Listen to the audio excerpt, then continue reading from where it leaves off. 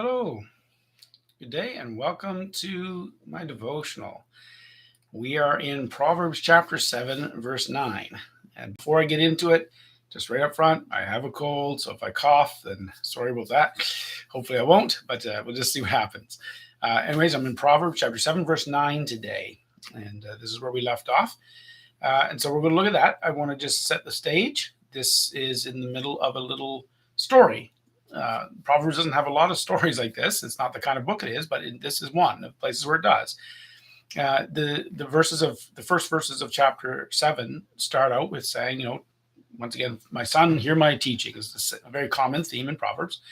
And so there's this idea to hear my teaching. It'll save you. It'll be good for your life. It'll keep you from danger, from moral danger, and so on, and even physical danger. And so this is being taught. And then he tells this little story to his son. So it's of course a metaphor for God telling us, right? Like, here's a little story. And so this just to give you this idea of the danger that the wisdom of God will keep us from. And he tells a story about how he looked out from his house and he saw, he saw in the streets, he saw this young man who he was young, but he was a foolish young man. He had no sense, and he was wandering off. And he goes to the house of this prostitute and ends up spending the night with her. Or, well, not a prostitute, sorry, but an adulteress. Uses the term adulteress, not meaning prostitute, but an adulteress, whose husband is away. And this young man goes to this woman, finds her. They end up spending the night together, or going to spend the night together, and then he ends up shot because maybe the husband came home early or something like this. And so there's just a little tale telling the danger. You see, the draw to the adulteress is dangerous. And so he's saying, listen to my teaching. It'll keep you from falling into that story.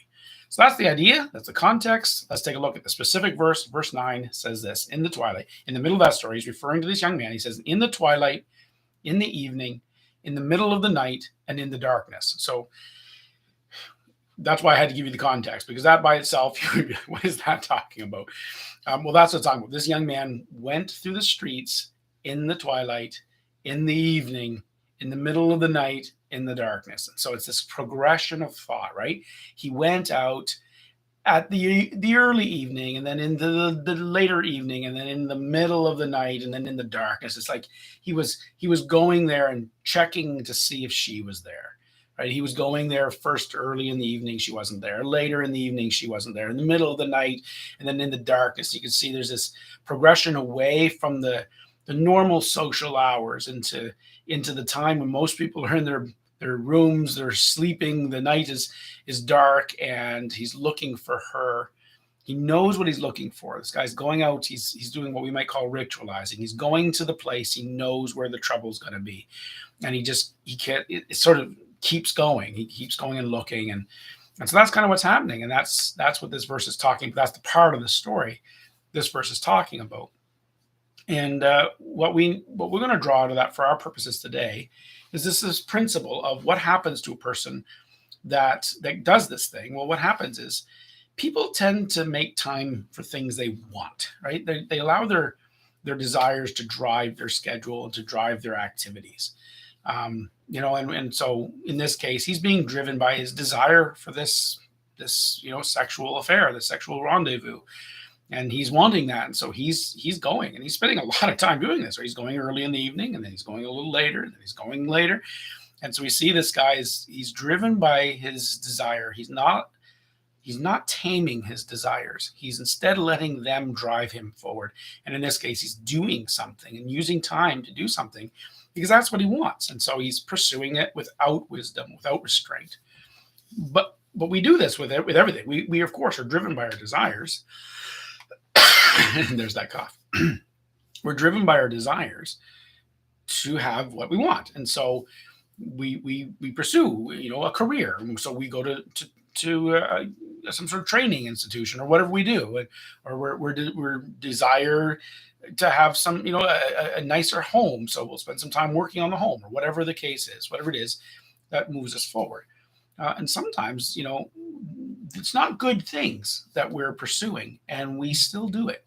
And other times, there's really good things we should be pursuing, but we don't pursue them because our desire for that isn't enough that we would want to sacrifice that time to do that thing, right? So you think about some really good things that we could be pursuing, like prayer, like talking to God. And yet quite often we don't have enough of a desire for that relationship with God. So we're not willing to sacrifice time to prayer or to going to church. Like we can up here in our brain, we can go, you know what, it's really good if I have a weekly ritual, a weekly habit of going to church so that I acknowledge God's supremacy in my life and so that I will reach out to him, so that I'll be in relationship with others searching him. And there's a lot of good to that, right? And we can kind of get it in our head, but we don't want it enough. And so it's easier to sacrifice Sunday morning church for another day to sleep in or whatever. And this is the kind of thing. And we can do this with any subject. I just use two spiritual subjects, but it could be on any number of things where we choose how we're going to spend our time. And the way we choose is quite frequently based on what it is we desire, not just on what's right. Proverbs teaches us to tame that. Let's not do that. Let's not go places where we shouldn't be. An awful lot of the trouble we find ourselves in life is because of being at the wrong place at the wrong time. And I'm not talking about accidentally. Now, we can find ourselves accidentally in the wrong place at the wrong time. That's just life. That can happen. You're in the intersection that has the car accident at the wrong time. That happens. But then there's this other part of our life where we choose to be in places that are the wrong place, or we choose to use our time in the wrong ways. And we shouldn't. And because we chose that, it ends up putting us and exposing us to a scenario that's not good. And so we end up with trouble. And later we can often say, well, why did this happen? How come this happened to me? And it's like, well, you kind of brought it on yourself. You didn't restrain yourself. So in the case of this story in Proverbs, this young man he's looking for the girl. He's gone looking for her. What happens to him at the end?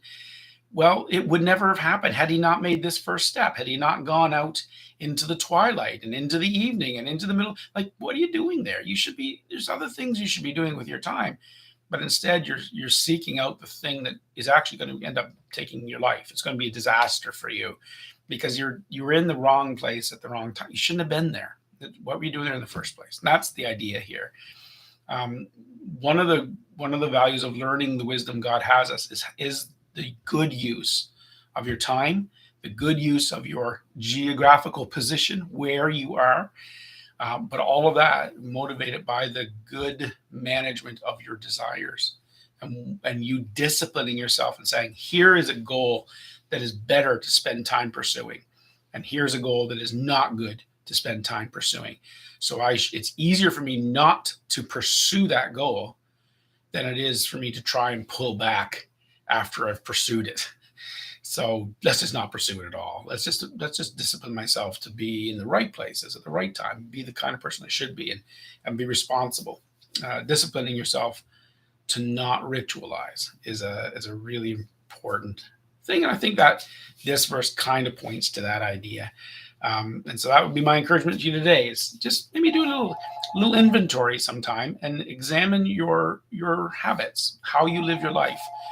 And just examine whether or not you sometimes put yourself in situations that you shouldn't. And then does it end up in a bad place for you? You end up regretting things.